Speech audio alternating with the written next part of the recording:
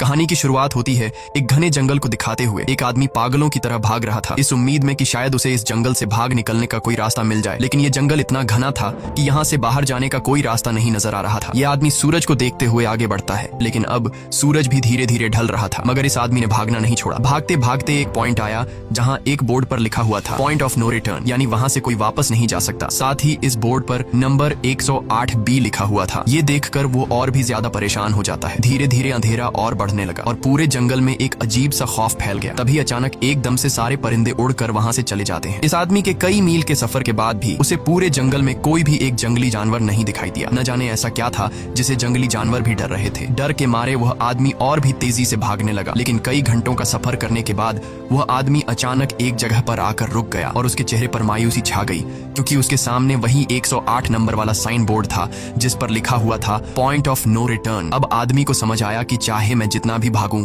पर इस जंगल से निकल नहीं सकता, इसलिए अब वो वहाँ छुपने की जगह ढूंढने लगा। लेकिन वहाँ उसे छुपने के लिए कोई सेफ जगह नहीं मिली, इसीलिए अब वो पेड़ के ऊपर चढ़ जाता है। पर तभी उस पेड़ की टहनी टूट गई, जिससे वो आदमी काफी ऊंचाई से नीचे जमीन पर आ गिरा। पेड़ से गिरने के बाद वो बहुत ज्यादा जख्मी हो चुका था, उसे काफी गहरी चोटें आई। इससे पहले कि वो बेहोश हो जाता तभी अचानक जमीन हिलने लगी और अजीब सी गुराने की आवाजें आने लगी। वो आवाजें सुनकर आदमी के गले में सांसें अटक गईं। तभी अचानक कोई उसे खींच कर ले गया। खींचने वाला कौन था ये नहीं दिखाया गया, लेकिन हमें उस आदमी की दर्द भरी चीखें सुनाई दी गई। इस इंसिडेंट के 6 दिन बाद हमें शहर में मीना नाम की एक लड़की को दिखाया जाता है जो एक बर्ड शॉप में काम करती है। तभी उसका बॉस आता है और मीना को एक गोल्डन पैरट को शहर से दूर एक जू में डिलीवर करने का ऑर्डर देता है। मीना बॉस की बात को मानते हुए अब उस पैरट को डिलीवर करने जाती है। मीना गाड़ी में बैठकर अपने मोबाइल में उस जू का लोकेशन सेट कर लेती है और अपने सफर पर निकल पड़ती है। शहर से बाहर निकलने के बाद वो एक बोर्ड पर बहुत सारे लोगों के मिसिंग फोटोज देखती है, यानी वहाँ पर कई सारे लोग गायब हो चुके थे, लेकिन मीना उन पर ज्यादा ध्यान नहीं देती और आगे बढ़ने लगती है। आगे बढ़ते दौरान मीना शॉर्टकट लेते हुए जंगल के रास्ते से गुजरती है ताकि वो जल्दी से इस पैरट को जू तक डिलीवर कर दें, और वो पहुंच गई जंगल के बीचों बीच। ये वही जगह है जहां हम पहले एक आदमी को गायब होते देख चुके हैं। वहां आकर मीना बुरी तरह से फंस चुकी थी। वो अपने मोबाइल पर मैप देखती है, लेकिन वहां मोबाइल के सिग्नल नहीं आ रहे थे और उसके कार का रेडियो भी काम नहीं कर रहा था। मीना अब वहां से वापस निकलने लगी, लेकिन अब उसे वहां से बाहर निकलने का रास्ता समझ नहीं आ रहा था। थोड़ी देर बाद मीना की गाड़ी भी खराब हो गई। मीना गाड़ी से बाहर निकलती है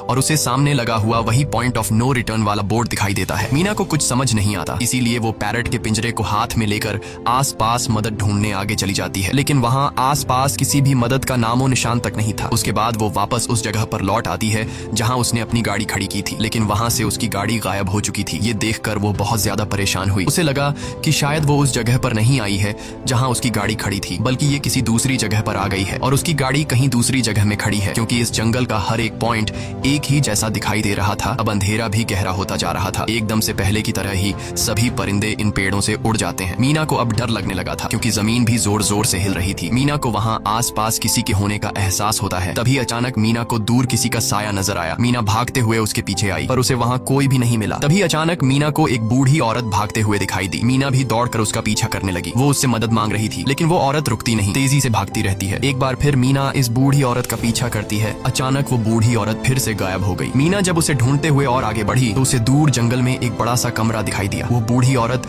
उस कमरे के दरवाजे को खोलकर मीना से कहती है, अगर जिंदा रहना चाहती हो तो जल्दी से अंदर आओ। ये सुनते ही मीना बिना सोचे समझे दौड़ते हुए उस कमरे की तरफ गई। मीना के अंदर आते ही उसने गेट को लॉक कर दिया। मीना देखती है कि ये कोई अजीब सा कमरा है जिसमें एक बहुत बड़ा सा मिरर लगा हुआ था। उस बूढ़ी औरत के साथ यहाँ 2 और लोग भी थे। मीना घबरा कर उन लोगों से पूछती है, ये कौन सी जगह है? इस पर उस बूढ़ी औरत ने जवाब दिया कि इस जगह को हम दी कोब कहते हैं। मेरा नाम है मैडलन, ये लड़की है कियारा और इस लड़के का नाम है डेनियल। बूढ़ी औरत मीना से कहती है कि अभी बातचीत का वक्त नहीं है, तुम जल्दी से हमारे साथ मिरर के सामने खड़ी हो जाओ, क्योंकि कोई हमें देखने आने वाला है। मीना पूछती है, आखिर हमें कौन देखने आ रहा है? तो वो बूढ़ी औरत उससे कोई जवाब नहीं देती। एकदम बाहर से अजीब सी आवाजें आने लगी। मीना डर के मारे पूछती है कि ये आवाज किस चीज की है? तो कियारा मीना को बताती है कि इन्हें हम वॉचर्स कहते हैं। वे शीशे के दूसरे ओर से हमें देख रहे हैं, पर हम उन्हें नहीं देख सकते। वे हर रात सूरज ढलने के बाद यहाँ आते हैं और हमें देखते रहते हैं जब तक सुबह का सूरज नहीं निकल आता। तभी शीशे के दूसरी तरफ से शोर आने लगा। मीना पूछती है, ये शोर कैसा है? उस बूढ़ी औरत ने बताया कि वॉचर्स तुम्हारे आने से खुश हैं, तुम्हें यहाँ देखकर तालियां बजा रहे हैं। मीना बुरी तरह से कंफ्यूज थी। वो जल्द से जल्द यहाँ से निकलना चाहती थी। मैडलन जिन्हें वॉचर्स कह रही थी, न तो अब तक मीना ने उन्हें देखा और न ही किसी और ने देखा था।